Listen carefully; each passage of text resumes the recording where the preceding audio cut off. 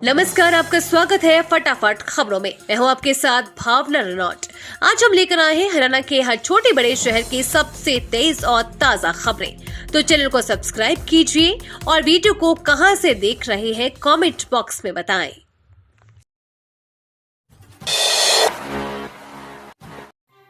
करनाल में मुख्यमंत्री नायब सिंह सैनी का कांग्रेस और आप पर हमला, कहा जेजेपी नेताओं का भाजपा में स्वागत। करनाल के नीलोखेड़ी विधानसभा क्षेत्र के तरावड़ी में आयोजित जन आशीर्वाद यात्रा के दौरान मुख्यमंत्री नायब सिंह सैनी ने कांग्रेस और आम आदमी पार्टी पर जमकर निशाना साधा।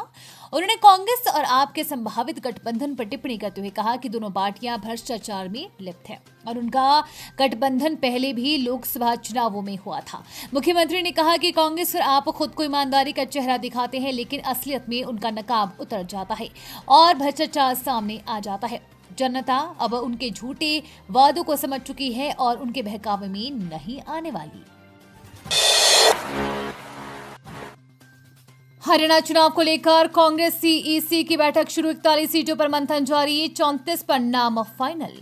हरियाणा विधानसभा चुनाव के लिए कांग्रेस को उम्मीदवारों के नामों पर मंथन जारी है। प्रत्याशियों को लेकर कांग्रेस सीईसी की दूसरे दिन की बैठक शुरू हो गई है। बीते सोमवार बैठक में 49 सीटों पर मंथन हुआ था, जिसमें 34 सीटों पर नाम फाइनल हुए थे। हालांकि 15 सीटों पर रिव्यू करने के लिए स्क्रीनिंग कमेटी को बोला गया था। बाकी सीटों पर मंथन करने के लिए कांग्रेस मुख्यालय में बैठक का दौर जारी है। प्रत्याशियों के चिन्ह पर इस बात पर ध्यान केंद्रित किया जा रहा है कि किस उम्मीदवार की जीत की संभावना कितनी है। कांग्रेस दिग्गज इसी बात को मद्देनजर रखते हुए फैसला कर रहे हैं। 2 घंटे की बारिश में ही शहर बना तालाब, 40 mm से अधिक हुई बारिश। हरियाणा के कैथल में शहर में महज 2 घंटे तक की हुई बारिश में शहर तालाब बन गए। ऐसे में बारिश के बाद पानी निकासी का कोई प्रबंध न होने से लोगों को काफी परेशानियां झेलनी पड़ी। इससे बारिश ने शहर में जिला प्रशासन की ओर से की गई पानी निकासी के दावों की पोल खोल दी। पानी की निकासी के पर्याप्त इंतजाम न होने के चलते शहर की सड़कें पानी से लबालब हो गई है। कई घंटों के बाद तक बारिश के पानी की निकासी नहीं हो पाई। तो अब सोनीपत में नहीं जलेगी पराली, इस पर रोक के लिए कई स्तर पर कमेटियां गठित। उपायुक्त डॉक्टर मनोज कुमार ने बताया कि खरीफ सीजन के दौरान धान के अवशेषों को जलाने से रोकने के लिए जिला, तहसील, ब्लॉक तथा ग्राम स्तर पर कमेटियां गठित की गई है। उन्होंने कहा कि ये सभी कमेटियां जिला में नजर रखेंगी कि कहीं भी कोई किसान पराली न जलाए, क्योंकि पराली जलाने से वातावरण में प्रदूषण की मात्रा बढ़ जाती है, जो स्वास्थ्य के लिए हानिकारक है। उपायुक्त ने बताया कि जिला स्तर पर गठित कमेटी में सीईओ, जिला परिषद, डीआरओ, डीडीपीओ, कृषि एवं किसान कल्याण विभाग के उपनिदेशक तथा प्रदूषण कंट्रोल बोर्ड के क्षेत्रीय अधिकारी को शामिल किया गया है। इसके साथ ही तहसील स्तर पर गठित कमेटी में संबंधित एसडीएम, संबंधित तहसीलदार, कृषि एवं किसान कल्याण विभाग, एसटीओ, एपीपीओ, एसटीओ, एसएमएस, एएई तथा प्रदूषण कंट्रोल बोर्ड के एसटीओ को शामिल किया गया है।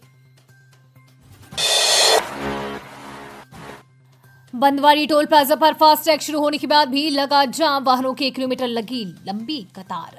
फास्टैग रीड नहीं होने से फास्टैग लेन में भी कई वाहन अटके। ऐसे में कार्डों को मैनुअल तरीके से रीड किया गया। वाहनों के सटकर चलने से भी फास्टैग रीड करने की दिक्कतें आई।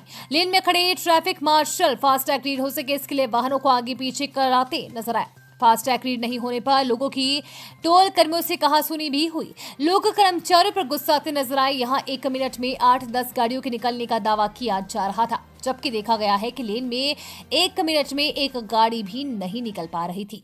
टोल से गुजर रहे काफी लोगों को फास्टैग व कैश देने की जानकारी नहीं थी, जिससे परेशानी बढ़ गई। हरियाणा की वो 25 सीटें जहां तेज हो गई थी धड़कनें, 5000 वोटों के अंदर रहा जीत हार का अंतर। हरियाणा विधानसभा चुनाव में कांग्रेस और बीजेपी के बीच सीधा मुकाबला माना जा रहा है। बीजेपी सत्ता की हैट्रिक लगाने की कवायद में तो कांग्रेस 10 साल के बाद अपनी वापसी के लिए बेताब नजर आ रही है। लोकसभा चुनाव में कांग्रेस और बीजेपी के बीच हरियाणा में 50-50 की लड़ाई रही है। ऐसे ही विधानसभा चुनाव में भी फाइट की संभावना मानी जा रही है, जिसके चलते क्लोज फाइट वाली 25 विधानसभा सीटों पर भी सभी की निगाहें लगी हुई है। इन सीटों पर कुछ वोटों के इधर उधर होने से सत्ता में आने का सपना चकनाचूर हो सकता है। पेरिस पैरालंपिक गेम्स में हरियाणा के छोरे योगेश ने जीता सिल्वर मेडल। हरियाणा के रहने वाले योगेश कथुनिया ने पुरुषों के डिस्कस थ्रो F56 कैटेगरी में सिल्वर मेडल जीतकर भारत का नाम रोशन कर दिया है। इसके साथ ही पदक तालिका में भारत के कुल 8 मेडल हो गए हैं। इससे पहले योगेश टोक्यो पैरालंपिक में भी सिल्वर मेडल जीतकर हिंदुस्तान का गौरव बढ़ा चुके हैं। F56 कैटेगरी के डिस्कस थ्रो इवेंट में योगेश ने पहले ही प्रयास में 44.22 मीटर थ्रो कर सिल्वर मेडल पर कब्जा किया। उनके द्वारा पहले ही प्रयास में किया गया ये थ्रो मेडल जिताने के लिए काफी था। हालांकि टोक्यो पैरालंपिक में उन्होंने 44.38 मीटर थ्रो के साथ सिल्वर मेडल जीता था। यात्रीगण कृपया ध्यान दें, रोहतक होकर गुजरेगी फिरोजपुर कैंट से चेन्नई सेंट्रल जाने वाली ट्रेन। देखिए स्केड्यूल। रोहतक के जिले वासियों के लिए खुशखबरी है। 4 सितंबर को फिरोजपुर कैंट पंजाब से रोहतक होते हुए चेन्नई सेंट्रल तक स्पेशल ट्रेन 0492 चलाने की घोषणा उत्तर रेलवे की ओर से की गई है। ये ट्रेन तमिलनाडु के Puratchi Thalaivar doctor MG Ramachandran central railway station तक जाएगी। यात्रियों को भीड़ से राहत देने के लिए उत्तर रेलवे ने 1 वे ट्रेन चलाने का फैसला लिया है। रोहतक होते हुए दक्षिण भारत जाने वाली ये तीसरी ट्रेन है। ऐसे में दक्षिण भारत खासकर चेन्नई जाने वाले यात्रियों के लिए अच्छी खबर है। वहीं रोहतक से गुजरने वाली ये पहली 1 वे ट्रेन होगी। ये स्पेशल ट्रेन सिर्फ चेन्नई जाएगी। हाईवे पर 140 की स्पीड से बाइक सवार को उड़ाने वाली रजत दलाल का फरीदाबाद थाने में सरेंडर। दिल्ली आगरा हाईवे पर बाइक सवार को कार में टक्कर मारने के मामले में फरार आरोपी सोशल मीडिया इन्फ्लुएंसर रजत दलाल ने सोमवार को फरीदाबाद के सराय ख्वाजा थाना में सरेंडर कर दिया। हालांकि पुलिस ने पूछताछ के बाद उसे थाने से ही जमानत दे दी है। पुलिस अब इसके ड्राइविंग लाइसेंस को जल्द रद्द करने की तैयारी में है। रजत ने 25 फरवरी को एक शोरूम की कार को टेस्ट ड्राइव के दौरान आगरा हाईवे पर करीब 140 किलोमीटर प्रति घंटे की रफ्तार से दौड़ाया था। इस दौरान उसके साथ उसका एक दोस्त कार की पीछे वाली सीट पर बैठकर वीडियो बना रहा था। उसके बगल वाली सीट पर शोरूम की एक महिला कर्मचारी बैठी थी जो रजत से कार को अधिक रफ्तार में नहीं चलाने की सलाह दे रही थी, लेकिन वो बात नहीं मानता और एक बाइक सवार को टक्कर मारकर आगे निकल जाता है।